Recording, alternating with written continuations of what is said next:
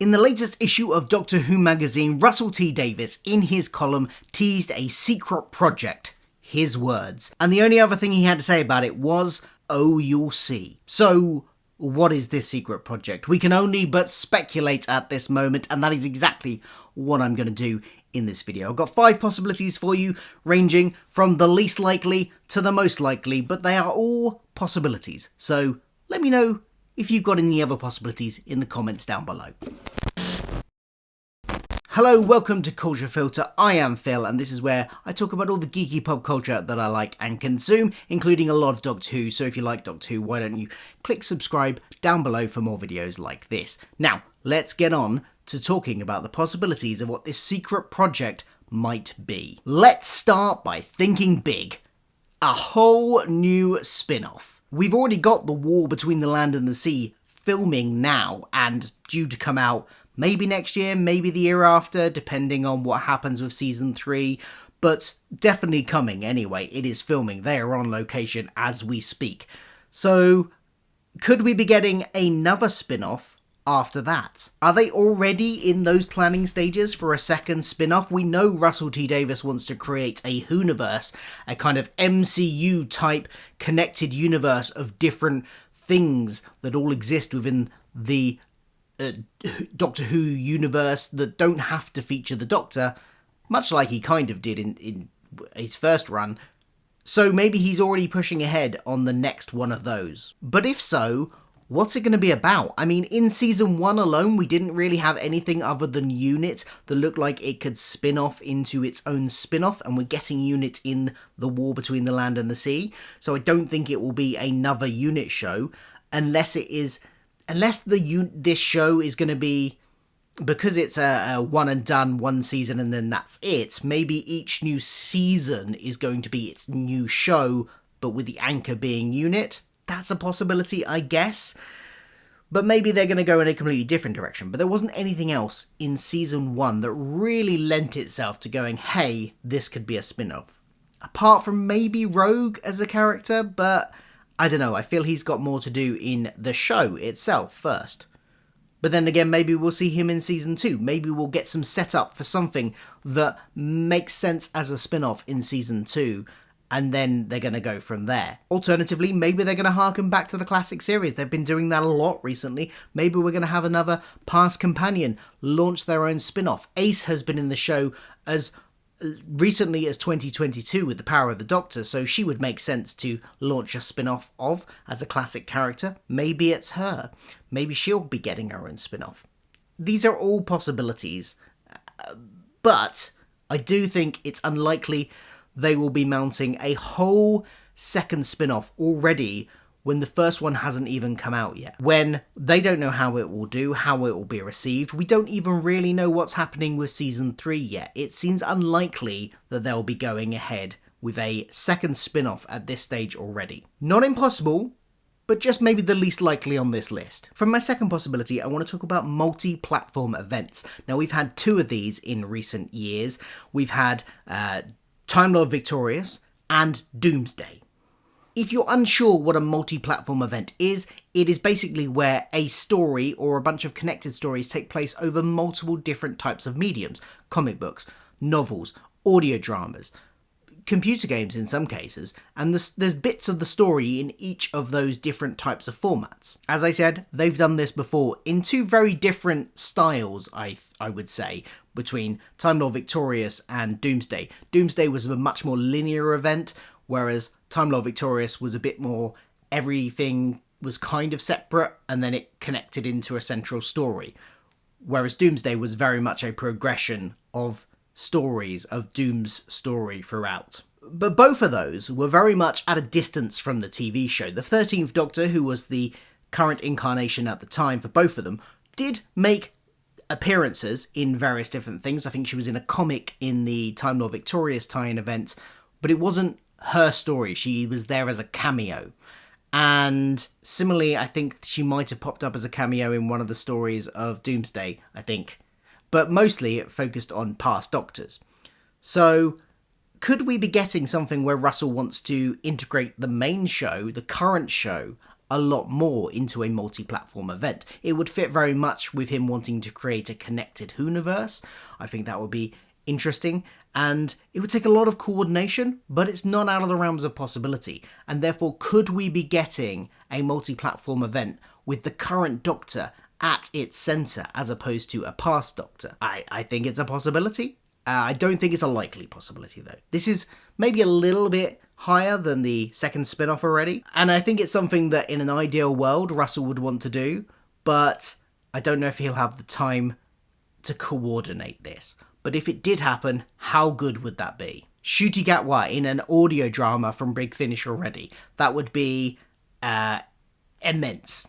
And let's not forget that Russell does have a history of connecting his TV episodes with Expanded Universe stuff. In the 2005 Series 1, there were fleeting references to stuff that had happened in the novels that were being released while that series was airing. References to places that they had been that had happened in the novels and adventures they had happened in the novels, particularly in Boomtown that happened. It referenced one of the novels, one of the recent novels that Jack had been involved in as well. So I think it's something that, given the scope and the time, if he has it, Russell would be potentially up for. And I'd be interested in seeing it, but I do think it's still on the less likely end of this scale. Getting slightly more likely with the next possibility is another new live event. We've recently had kind of a couple of these. We've had the Proms is the big one. We've had a few exhibitions that have been around the place showing off props.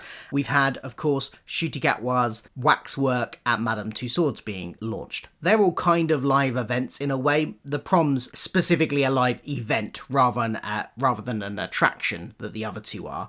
But we might be seeing something like this again. I mean, it might be as simple as they are already in the planning stages of next year's Proms, and they're going to do a Doctor Who Proms again next year. That's a possibility. I would like it to be something, but don't get me wrong, I would love there to be another Proms, but I think then it would be even more exciting if it was something brand new that we haven't even thought of yet, or at least I haven't even thought of yet. Something that hasn't been done before, maybe. If you've got any ideas of that, please do stick them in the comments down below. I'd love to see what kind of live event do you want to see for Doctor Who. The fourth possibility of this, and this is where we're getting into very likely territory, because I think the next one is happening, definitely. It's just whether or not it's what he's referring to here. The next one is a new recolorization of a classic black and white story. We had the colorization and cut down of the Daleks around the 60th anniversary special, and there was talk at the time on all the behind the scenes stuff that this was something they intended on doing more of, and we got a little kind of preview of that at the end of that serial, that shortened episode, where we got clips of various different black and white stories that the clips have been colorized. But is this new secret project a full colorization and cut down of another black and white story? I think that is something that is definitely happening, and it might be this secret project he's talking about. If it is, what is it going to be? I think chances are it's going to be one of the big hitters, so it's going to be either Daleks or Cybermen, so you might get Dalek Invasion of Earth next to follow on nicely from the Daleks, or you might get maybe the 10th Planet even. I mean, that's missing, so there's a missing episode, so it's a bit more difficult, but maybe a Troughton era Cyberman story, potentially. So I think they'll go for a big hitter again to draw in the viewers, and I think this is definitely happening. It's just whether or not it's the secret project that he's talking about specifically here in Doctor Who magazine. But there's one other one which I think is the most likely of all, and that is a Children in Need short. Doctor Who, especially in its modern incarnation, has a long history of short mini episodes being included in the charity telethon Children in Need, and also in Comic Relief as well to some degree. But this goes as far back as the very first series of the revival, with between series 1 and 2, between series 1 and the Christmas special, in fact in 2005 we had Born Again. A little bit thinner, that's weird. Which is the first glimpses of what David Tennant's Doctor was really like post-regeneration. And then of course right up until last year when we had Destination Skaro, which of course came just off the back of his regeneration again into David Tennant. So maybe we're getting another short this year. If we do, I think it's probably likely to be something set completely just in the TARDIS set. and probably takes place in that gap that we are currently in, after Empire of Death, but before the Christmas special Joy to the World, where he's just travelling solo for a bit. We've already kind of had one story set in that period. If you went to the BBC Proms, or heard me talk about the BBC Proms, there was a little bit in there which was a bit of narrative where Maestro escaped and had taken over the Royal Albert Hall, and then we get a communication from the Doctor from the TARDIS. And that kind of look, because Ruby wasn't anywhere to be seen, that kind of looks like it's set in that gap as well. So something set in that gap, in the TARDIS, quick 5-minute mini-sode.